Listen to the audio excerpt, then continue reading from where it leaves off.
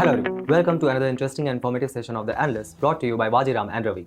In today's session, we will discuss 9 important articles as featured in the Hindu and Indian Express for your comprehensive understanding of the current affairs. Keep this in mind that the first 3 articles are very important for the upcoming Mains 2024 examination. The topics are as follows. In the first topic, we'll try to understand the various ethical issues involved in public administration, taking up a case study of the officer in news, Ms. Puja Khedkar. In the second topic, we'll try to understand what is public distribution system in our country and its impact on household expenditure.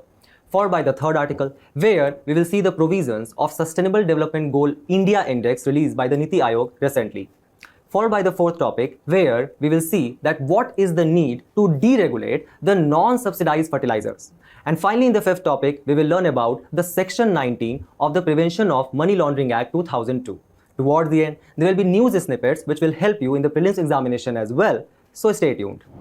As Aristotle very famously said that when disordered self suffers from the weakness of will, it actually allows for the person to unduly temptation to take over the conscience of a person, which ultimately leads the person to follow the path of corruption and destruction.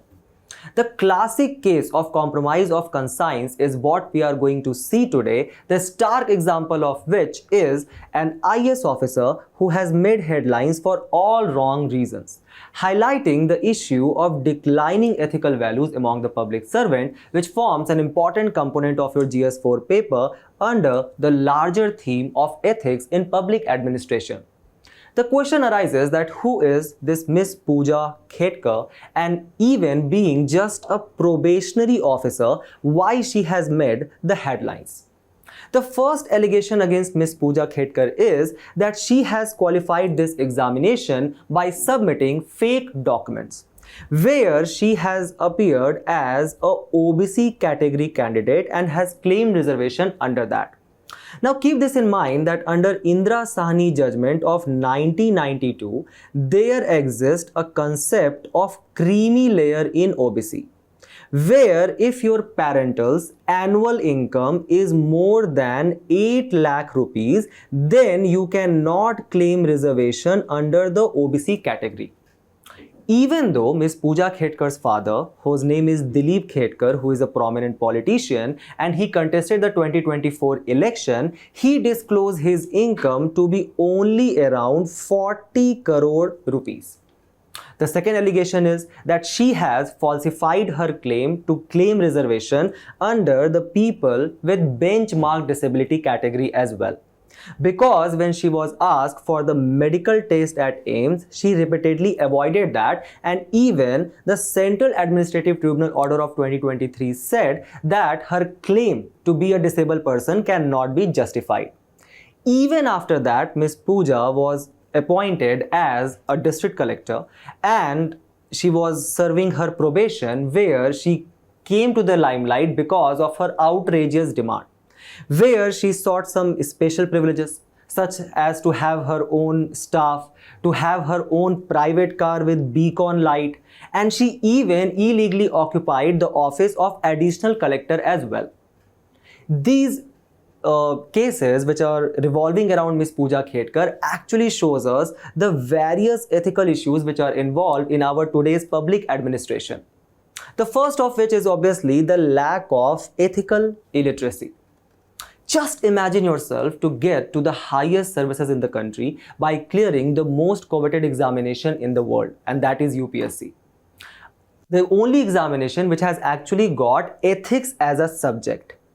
And after doing all of this, you are indulged in various kind of malpractices and corruption, even though you are just a probationary officer, which actually shows the lack of ethical literacy among these bureaucrats.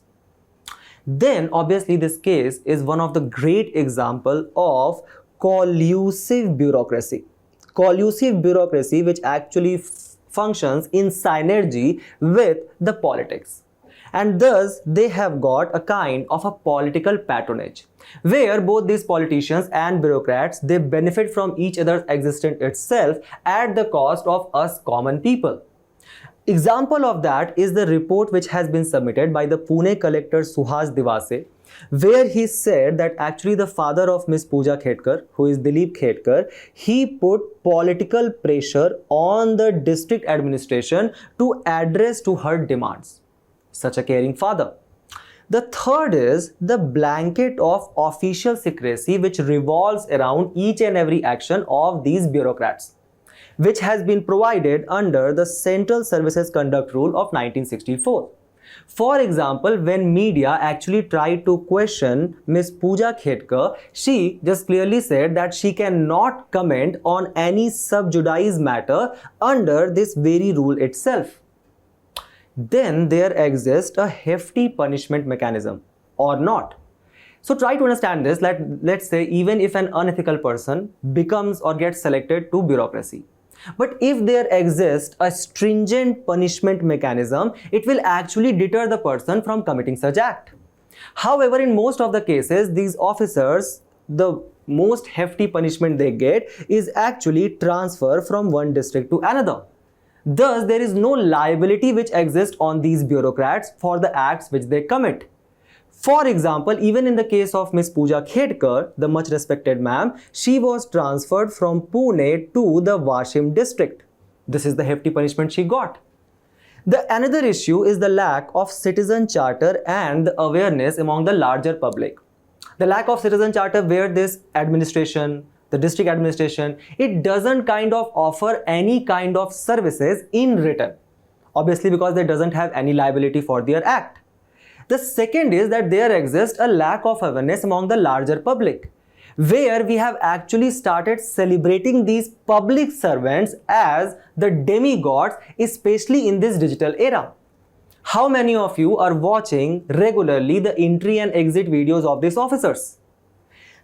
Another reason is that because of such fraudulent practices, it actually leads to the violation of constitutional principles such as your Article 14 and Article 16. Article 14 which provides you the right to equality and the Article 16 which provides you for the equal opportunity in public employment. So just by committing such fraudulent practice, Miss Puja Khedkar actually took a seat of a very deserving candidate who might have been actually coming from a poor socio-economic background, and maybe by mistake he just wanted to serve the country. The next is the development of the helicopter approach, where indulge in the poison of power, these bureaucrats, they completely become unreflective of the ground reality.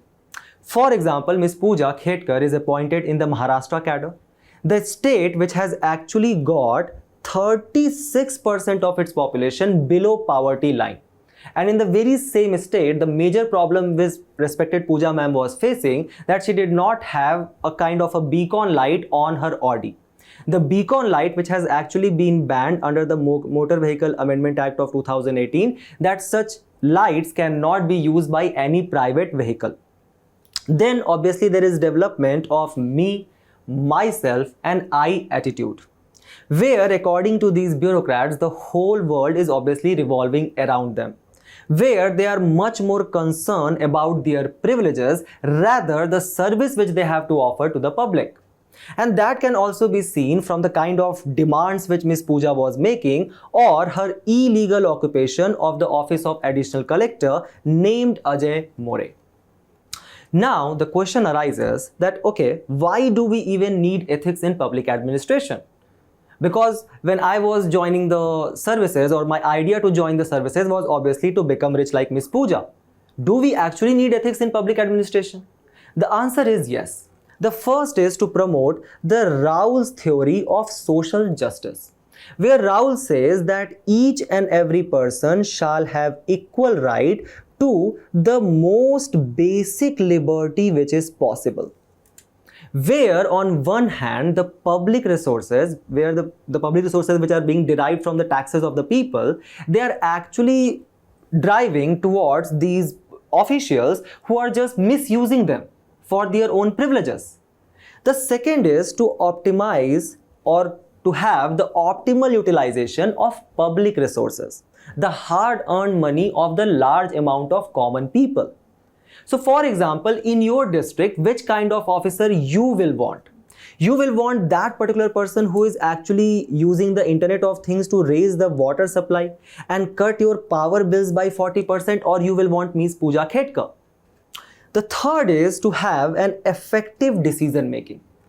Because in bureaucracy, you cannot function if you have any kind of biases. Rather, you have to make decision making on the basis of the values such as objectivity, non-partisanship, or specifically on your constitution principles. The constitution principles such as your Article 38, which establishes your country to be welfare state, where you have to have empathy and compassion, especially for the vulnerable section of the people. In the very same country where 23 crore of people in our country are multidimensionally poor as per MDPI index of 2023, which is almost half of the Europe's population, in the very same country, if someone is trying to accumulate such large amount of wealth because of the position she has got, that is not the kind of a bureaucrat you are seeking.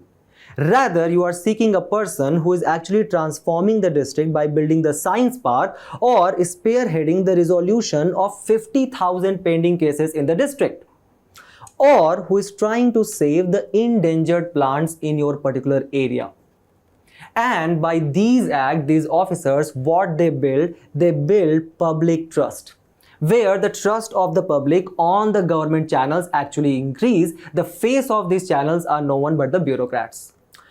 Then another question arises, which has been repeatedly being asked on various forums, that now is the role of UPSC has come under the scrutiny, where UPSC, the Union Public Service Commission, has been established as a constitutional body under Article 315 of the Constitution, where it acts as a central recruiting agency.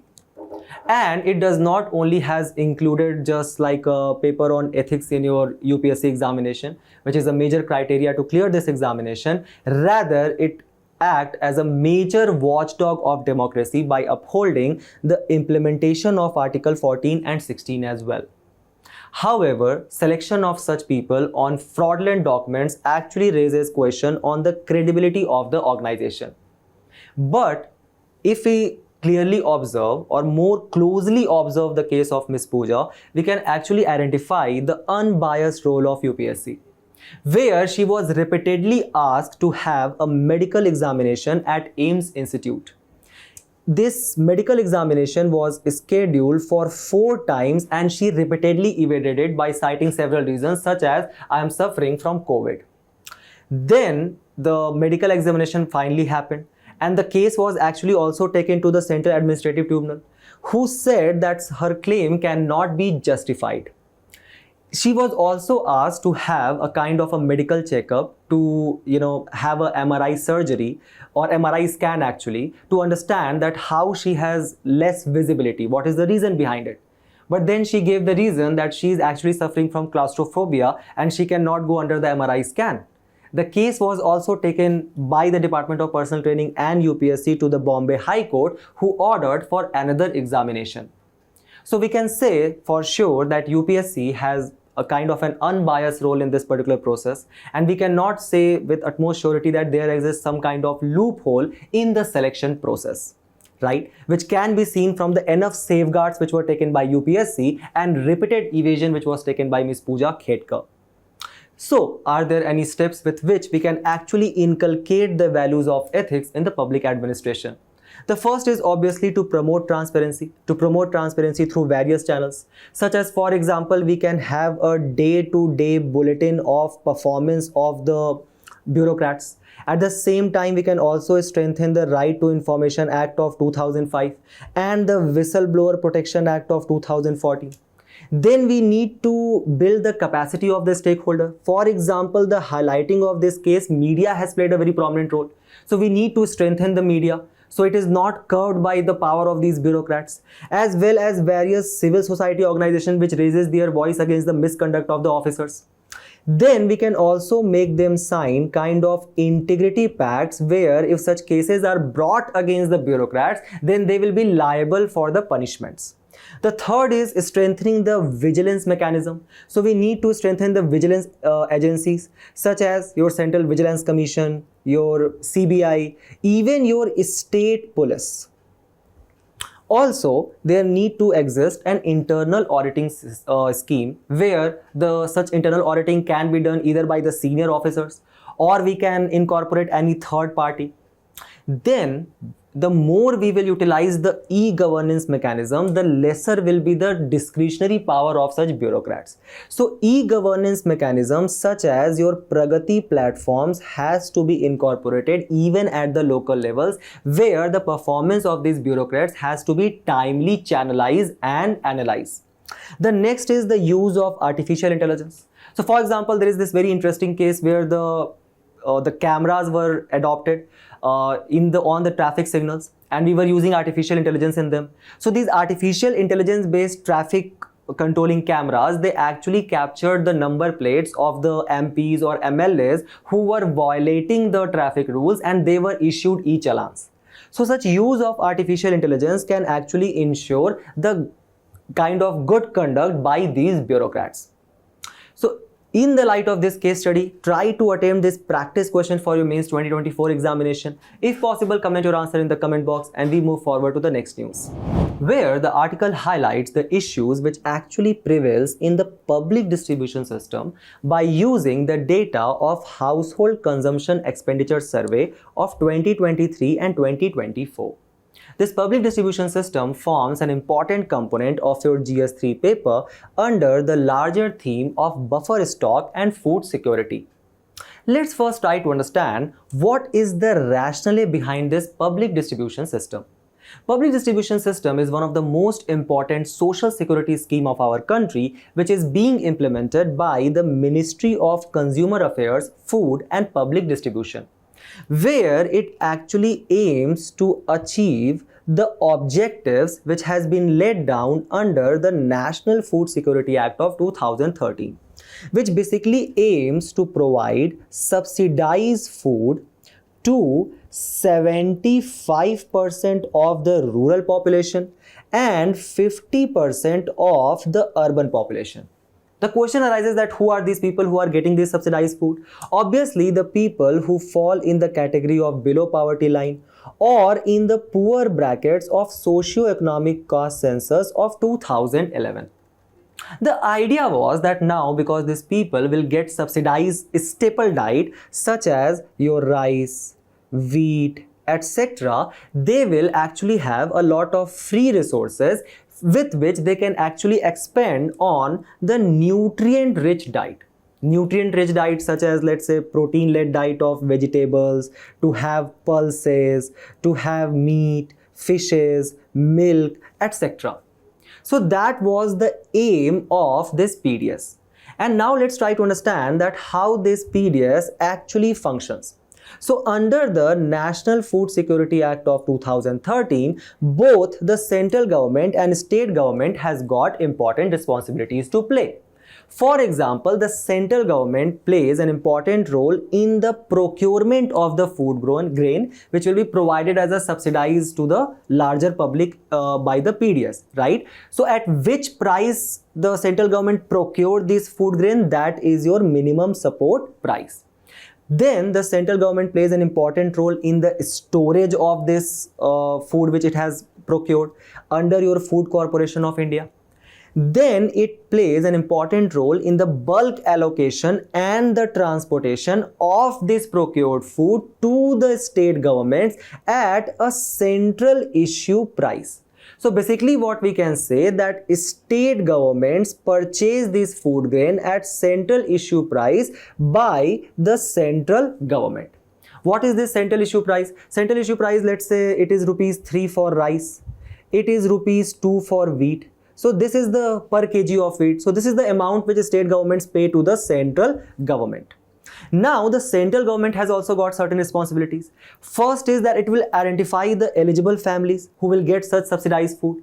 The second is that it will issue the ration cards to these food. And then ultimately it will distribute this food to the fair price shops.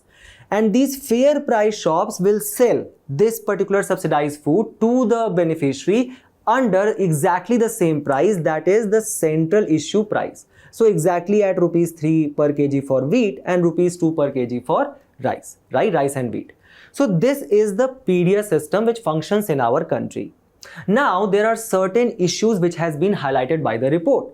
Because if we have such an extensive public distribution system in our country, despite that, in Global Hunger Index, India ranked an abysmal 111th out of 125 countries.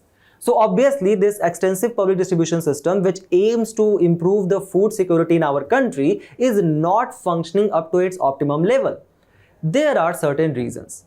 Now, the researchers in the today's editorial has used the Household Consumption Expenditure Survey of 2023, which was released by the National Sample Survey Office, and it has calculated the data to show the issues which prevails in your PDS. So let's first try to understand this particular data, which shows the monthly per capita expenditure. The monthly per capita expenditure on food in rural areas is 46%. Now try to imagine yourself as a high earning individual, right? And let's say you are earning 1 lakh rupees a month. So let's say even if you are spending 5,000 to 10,000 on your diet, it also means that you are having a high nutritious diet or very delicious food. Even then that will form just your 5 to 10% of the income. But if in the rural areas, the majority of the population, their monthly per capita expenditure, 46% of that, if it is going to the food, what does it imply? First thing it implies is that obviously the benefit of such subsidized food is not translating in the rural areas because they are still spending a majority of their income on the food. So what is the use of subsidized food? The second is it also shows the extreme poverty, where their income level is at such low that 46% of that just goes to sustain themselves. Then in this particular survey, what NSSO has done, that it has also included the imputed value of the MPC. So let's say this year's MPC for the rural areas, monthly per capita expenditure, was 1750 rupees. Now this is the expenditure which the household is accruing. At the same time, household is also getting some subsidized food, right? Which it, let's say, either was getting for free or they have to pay a nominal price for that. Now, what NSSO has done, that it has included this free subsidized food and other benefits which the household was getting, and it calculated a kind of an imputed value for that. That if the household had to pay for that as well, what could have been its value? Keep this in mind that the nominal prices which are being paid by the people to avail this subsidized food, that was not included. So let's say if the subsidy is really high, it is obvious that the difference between MPC and the imputed MPC will be quite high because the subsidy is really high, right? But if we look at the imputed value which the rural people spent as monthly per capita expenditure on food, the imputed value is 1832 rupees. And what is the monthly per capita expenditure without the imputed value? That is 1750. So the difference is a meager share of 82 rupees only, which means that these subsidies which are being provided by the PDS under the National Food Security Act 2013, it does not have any significant impact on the life of rural people, as well as you guys can see for the urban data as well. So they are not getting much benefit from it. At the same time, another implication or another theory which we can derive is that maybe they are not purchasing a lot of these subsidized food which are being availed from the PDS. Now let's look at the another data which has been highlighted by the report. The report says that the percentage share of cereals in the MPC. So cereals are already being provided by the government, rice, wheat, micro cereals, etc. at a subsidized price. Now, obviously, the expenditure on this has significantly declined in both urban and rural areas. So if we see from 1999 to 2022, it has significantly declined. However, the another angle is that even if we look at the percentage of income which people are spending on these cereals as their total MPC, even then it remains really high. That means that even though people are getting this subsidized food, a large share of their income are actually going to purchase these cereals itself. They are not being able to spend on other protein-rich, nutrient-rich diets. So that also shows the existence of extreme poverty in both rural and urban areas. Now, there are several issues which exist in the PDS, and one of them being is the fractile class. What is the fractile class? The fractile class is basically the classes of monthly per capita expenditure. This is the bottom 5%, how much they are spending in the rural and urban areas, right? This is the top 5%. So let's say the bottom 5%, their monthly per capita expenditure is only 1,373 rupees, or you can just say around $15, something like that. Now, if you look at the imputed MPC, their bottom 5% of rural population, their MPC exists at a meager 1,441 rupees. And the top 5% has rupees 10,581, which shows the existing high level of inequality. Now, the state which has the highest MPC in the rural areas, that is surprisingly Sikkim, and the lowest is obviously Chhattisgarh. So when we have understood this data, now let's try to understand the various other issues which are prevailing in PDS, which obviously is reflected in its abysmal performance. The first is the inclusion error. So many a times what happens that ineligible people, they make kind of fake ID cards and they enroll themselves in the PDS. Thus, the benefit is diverted from the actual eligible people to the people who are not eligible under the scheme. Why does this happen? Let's try to understand this. So see, what happens is that who has got the charge to identify the beneficiaries? As we already read, the state government. The state government passes this burden to the local authorities.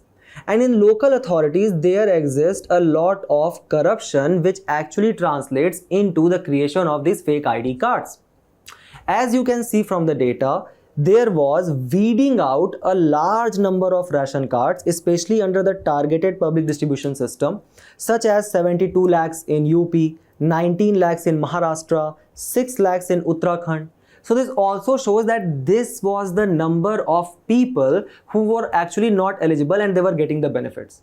Many a time these officers, they create hundreds of such fake ID cards and they accumulate a large amount of food grain and they create the issue of hoarding and illegal supplies.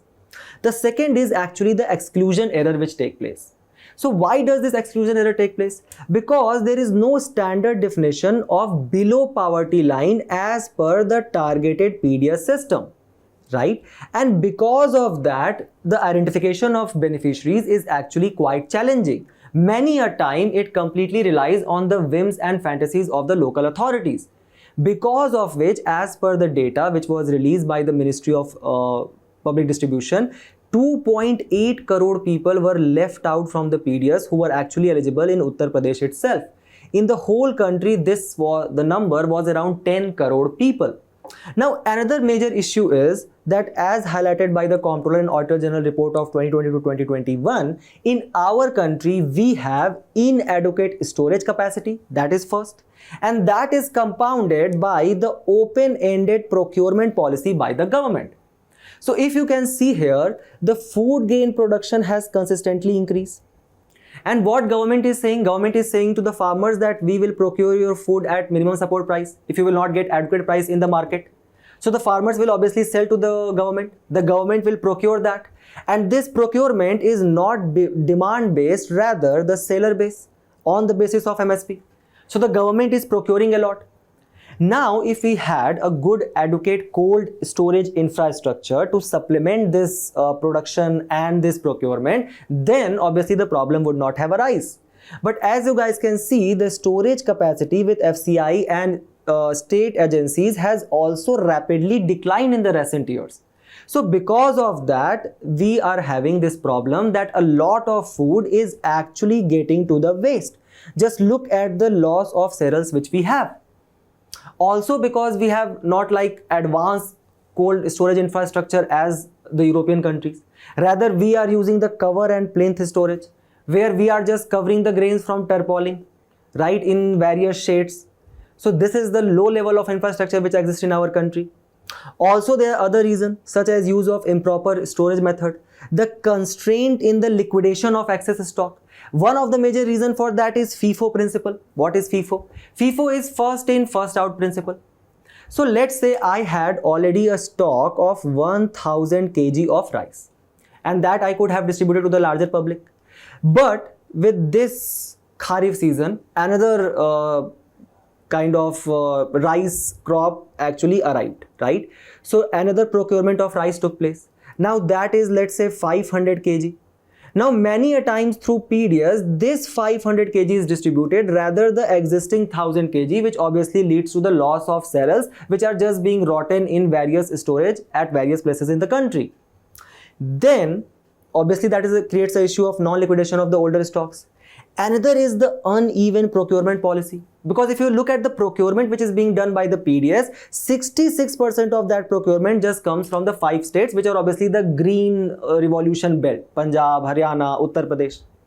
Now there is also the issue of illicit fair price shops. So remember the fair price shops which are responsible for the ultimate distribution of the food grains to the beneficiaries.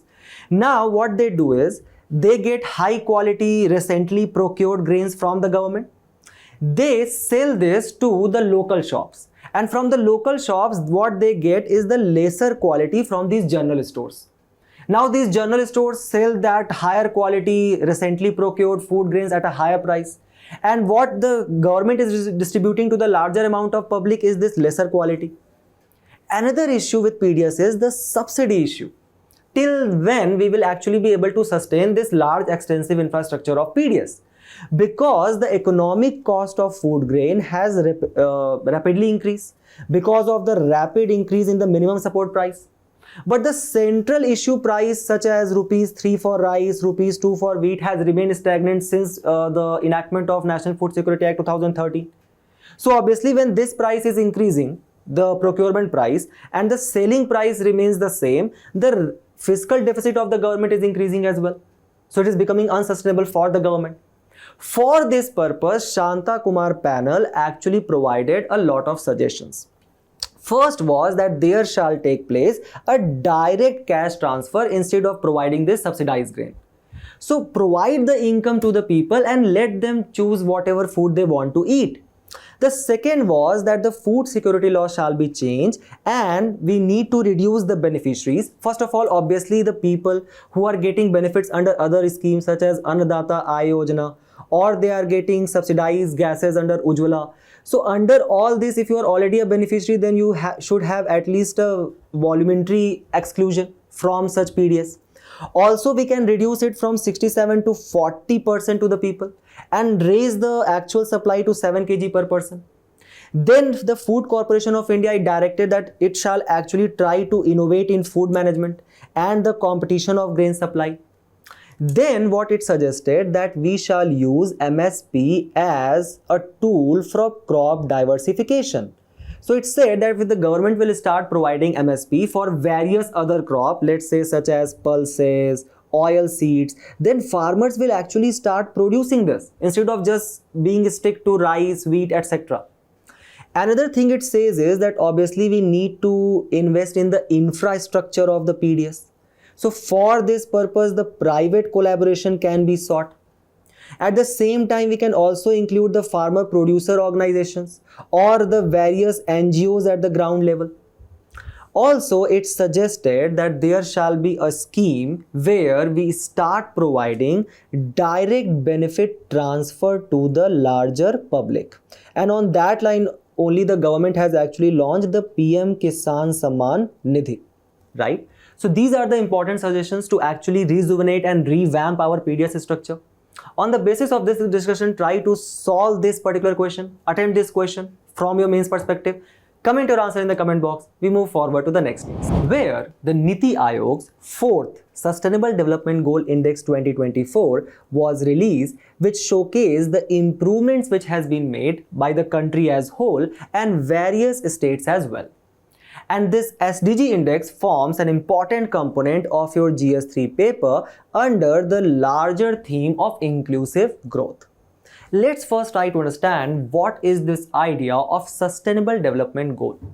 Just imagine a dystopian future where your children are actually reading a book, and in that book they are being informed that how once upon a time in our country there existed forest on 24.56% of the surface area, and how that has declined to a meager 4%, and these forest areas has become the World Heritage Sites of that time. Now, to save ourselves from such dystopian future, there came a Brundtland Commission's report called as Our Common Future back in 1987, which actually adequately defined the idea of sustainable development goal, where the present generation do the development in such a way that it do not compromise the need of future generation. So that is a sustainable development. And this idea was further materialized in the Stockholm Conference of 1972, leading to the formation of United Nations Environment Programme. To further bring this idea of SDG into the mainstream, United Nations brought the SDG 2030 agenda back in the year of 2015. Under which it said that there are 17 goals which we need to target, and those 17 goals has a specific 169 indicators. The goals such as the most primary being that we shall eradicate poverty, we need to eliminate hunger, we need to ensure the good health and well-being of the people. These people shall be provided with quality education and gender equality. Also, there are certain other things which we require for our optimal development, such as clean water and sanitation, affordable and clean energy. You shall have the right of decent work and economic growth. Then there shall be industry, innovation and infrastructure. We need to reduce the inequalities which exist, however, looking at the PDS data. There shall be creation of sustainable cities. Responsible consumption and production shall be brought into the mainstream. There shall be a climate action to tackle the climate change, and for that there are three important components. We need to preserve the life below water, the life on land, and there need to be strengthening of peace and strong institutions, and all of that requires the collaboration at international level. And with this story you have learned the 17 sustainable development goals which you can quote repeatedly in your mains answer. Now, following this, the Niti Aayog brought its own SDG index of 2018 to monitor the improvements which we are making at the national level. What has been finding of this fourth report which has been released by Niti Aayog? First of all, it shows that our score, the Sustainable Development Goal score, which basically reflects that how much improvement we are making in various SDG indicators. Keep this in mind that unlike United Nations, Niti Aayog assess our country's performance on 113 indicators and 16 goals only. So we have actually made improvement from having a score of 66 to having a score of 71. And who has been the toppers? The toppers has been Kerala and Uttarakhand. So while the nation's score is 71, these two states has secured a score of 79. Which is the worst performing state when it comes to the sustainable development goals? That is your Bihar. And Bihar is closely followed by Jharkhand. In which particular areas we have actually registered the highest increase? So that is your no poverty, decent work and economic growth, and life on land. And the smallest increase which we have made in various indicators, that is on gender equality, peace, justice and strong institutions. The only goal where our score has actually reduced, that is reduction in inequality. So see, if we are making a small increase in gender equality, that shall not come as a surprise, right? Because very recently there was released the Global Gender Gap Report of 2024 by World Economic Forum, where we actually slipped 2 places and ranked 129th. Now when it is saying that we have actually reduced our score in inequality, which basically means that inequality in our society has risen, we shall not be surprised as well. Because very recently we also read in the very same Analyst about the World Inequality Lab report, which showed that how 1% of our population is actually holding more than 40% of assets in the country. As you can see that when we talk about this sustainable development score, maximum score or maximum improvement has actually come from Uttarakhand, Kerala, Tamil Nadu, Goa. Here is your Bihar and here is your Jharkhand. Now we will just have a quick overlook because the mains is approaching, so you can actually use these data and indicators to quote in your mains answer. So we'll just have a quick overlook on various indicators how we have fared. So in your no poverty, reducing the poverty, we have actually done good. Our score has significantly improved from 60 to 72. That was also shown by the multi-dimensional poverty index of 2023, which was released by United Nations, which showed that how we have actually brought 13 crore people from the poverty line to above. So we have actually done good in this regard. The second is your zero hunger. So in zero hunger, our score has just improved by 5. Remember that as per the Global Hunger Index, India is ranked 111th. Then there comes your good health and well-being. So in that we have registered a good score as well because of various schemes which government has bought, such as Ayushman Bharat. The next is obviously the quality education. In quality education, we are also showing the improvement, right? Various schemes are there, Samarg Shiksha Abhiyan, for example. Then when it comes to gender inequality, just look at the abysmal growth which we are making. And that can be attributed to various reasons, right? For example, our low female labor force participation rate, which is just around 28%, or the increasing maternal mortality ratio, which is around 103 out of 1 lakh birth. So there are various issues which are revolving the women. The social issues are there, such as your glass ceiling, the sun meta preference. So because of all of this, there exists the issue of gender equality. Then there is obviously the clean water and sanitation. So in that we have made significant improvement thanks to Swachh Bharat and Jal Jeevan Mission.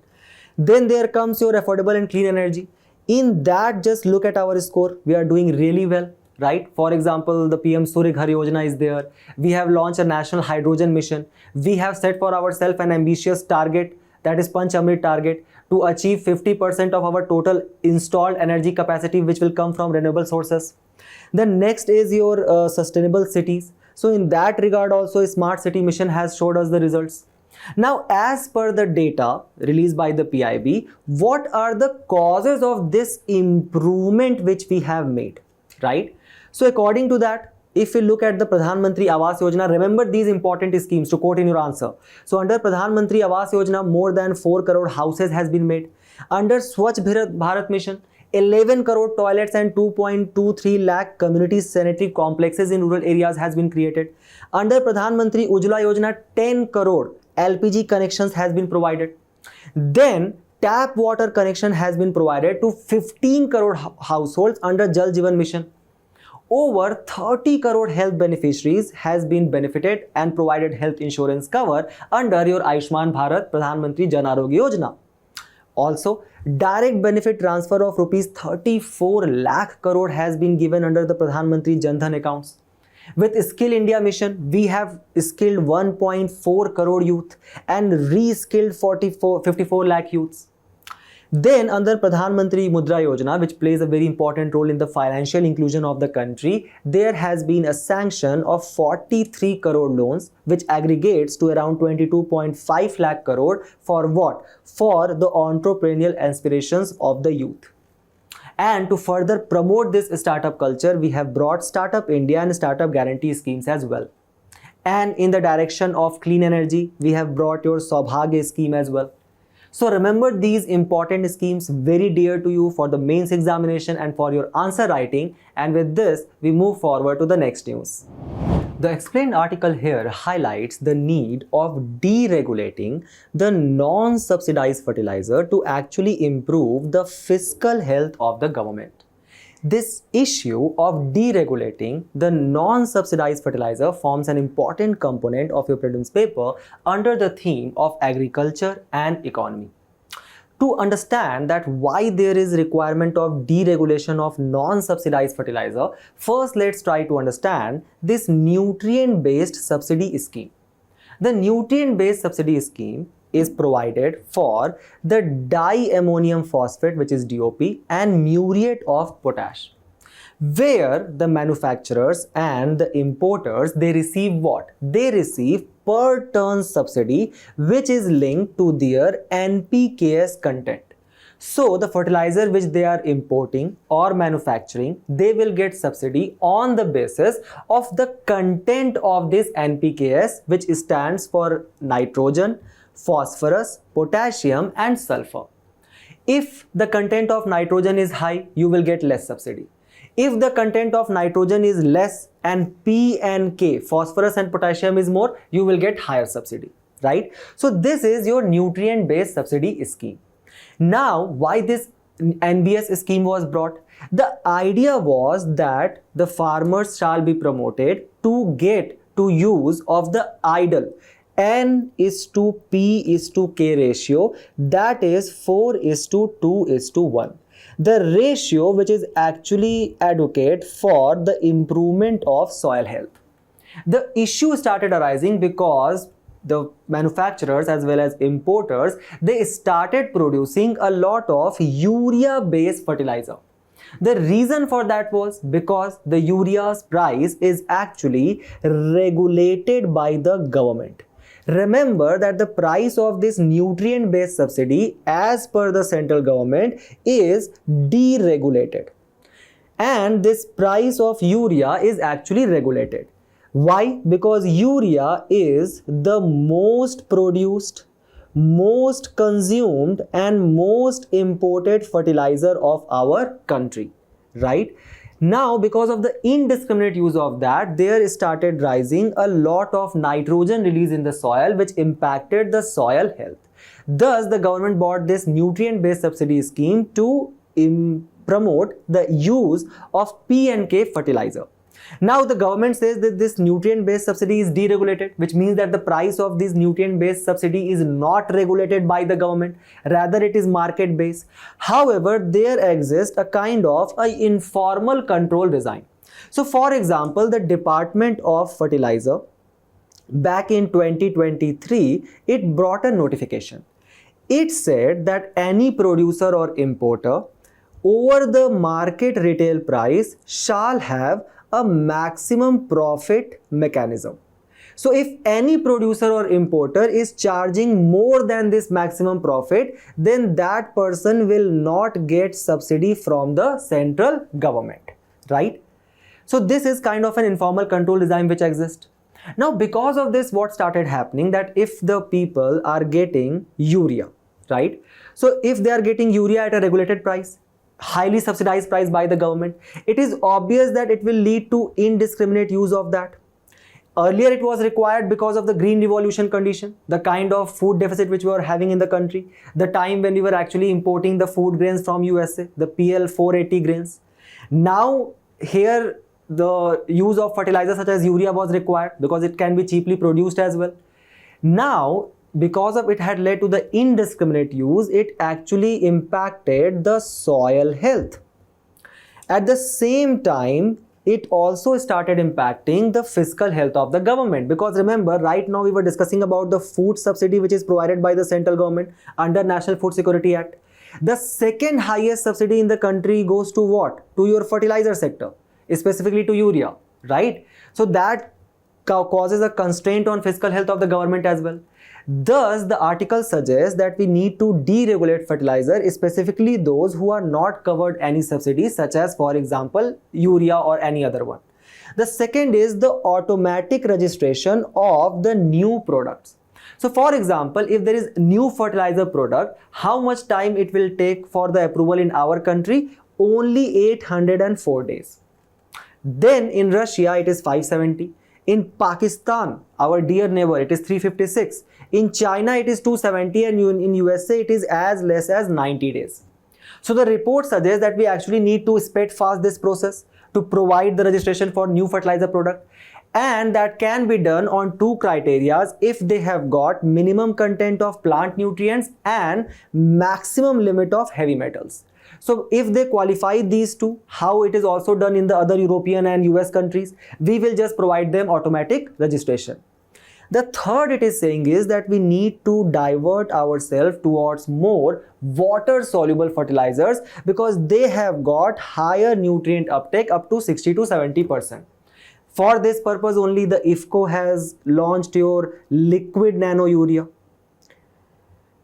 Right now UPSC has yet not asked about this. However, when the neem coated urea was released, which was offering several benefits such as slow release of nitrogen, which helps the fertility of soil, reduces the nitrogen loss by more than 10%. So it will also save the income for the farmers. It can actually eliminate the import of urea. That was the idea when it was introduced back in 2016. However, as we can see, the idea has not yet achieved. We still need to work in this regard. Now, on the basis of this information, try to practice this particular question which appeared in your prelims 2016 related to your neem coated urea. Remember liquid nano urea in your mind, which has much better nutrient uptake because it can be directly sprayed on the crops.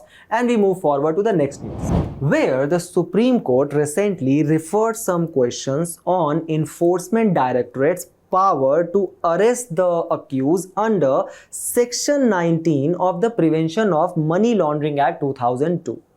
This act and the recent judgment of the Supreme Court forms an important component of your GS2 paper under the larger theme of government policies and interventions. Let's first try to understand what is Prevention of Money Laundering Act 2002. So let's say there are several issues which exist in our country, such as illicit drug supply which take place.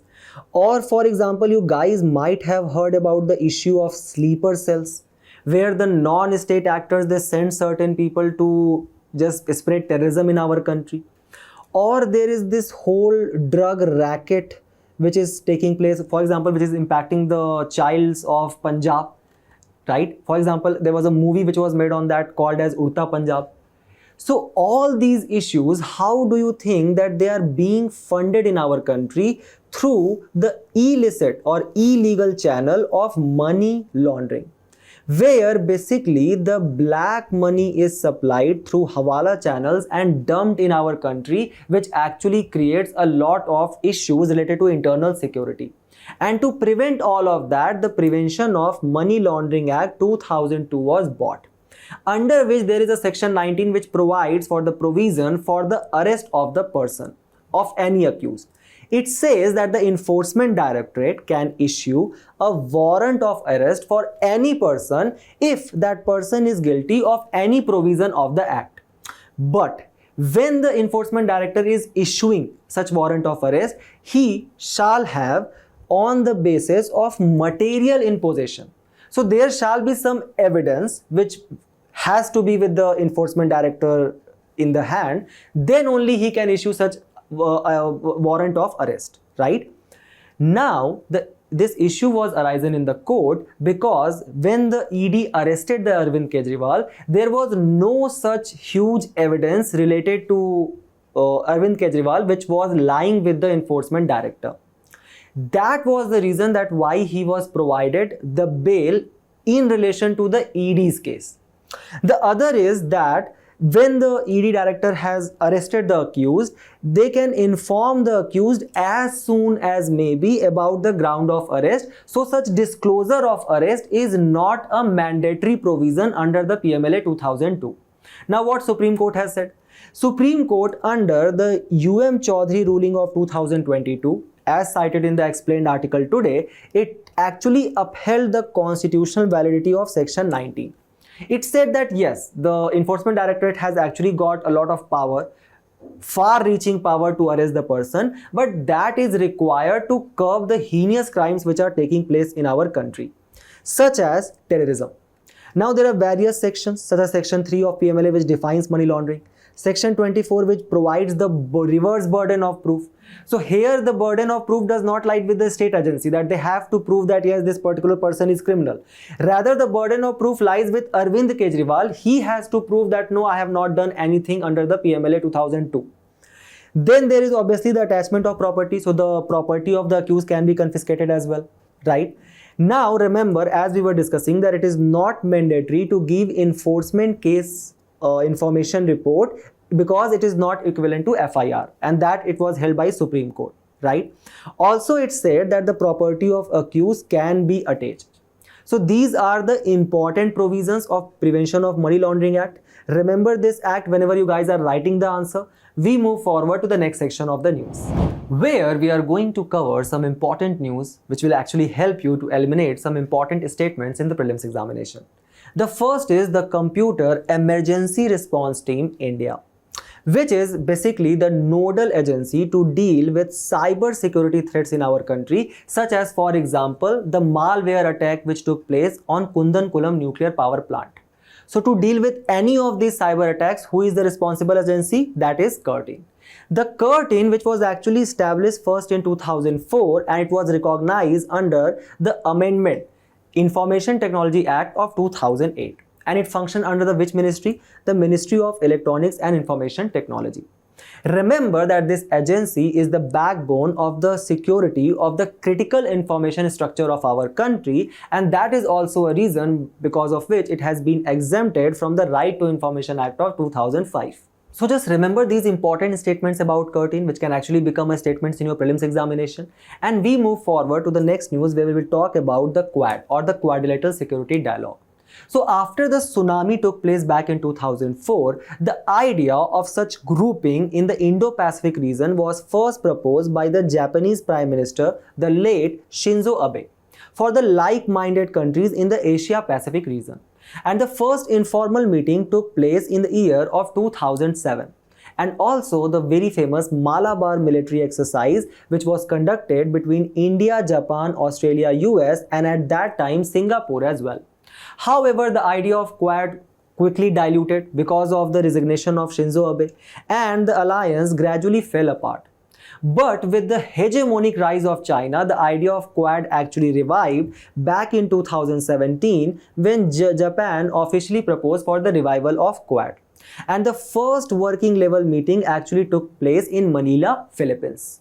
Then Australia joined this trilateral Malabar naval exercise in 2020, and finally Quad was formed in 2022. Remember that Quad does not have any formal agreement, and thus it is actually an informal grouping. Also, India has put a lot of effort to prevent the militarization of Quad. The next is Samvidhan Hatya Divas. So as the central government recently declared that from now onwards 25th of June will be recalled as Samvidhan Hatya Divas officially. Why 25th of June? Because on this very date in the year of 1975, emergency was proclaimed by the then Indira Gandhi government after she lost the case in the Raj Narayan verdict. The whole issue of emergency has been covered in detail in your analyst section, so please watch the previous video. We move forward to the last news, where we talk about the Eklavya model residential schools. The news has been featured because the central government is appointing the teachers in these schools which were actually designated for the tribal students, and that is actually creating a lot of problem. You can also quote this in your GS2 paper under the theme of education. We will try to understand what is Eklavya model residential school. The idea was that every block which has got more than 50% of the tribal population and at least 20,000 scheduled caste people, scheduled tribe people, there will be open an Eklavya model residential school to impart quality education to these ST children. And this also act as a kind of a boarding school, where the target was set to launch 740 such schools by the year of 2024 in partnership with NCRT, Microsoft, your Khadi Village organization, your Microsoft and your Art of Living, etc., which will eventually benefit 3.5 lakh students. So remember these important details about EMRS, which is regulated by the Ministry of Tribal Affairs. And with this, we have reached to the end of our discussion today. Do not forget to attempt the questions at the end of the video and test your knowledge. We will meet in a very interesting discussion very soon. Till then, all the very best for your preparation, and thank you.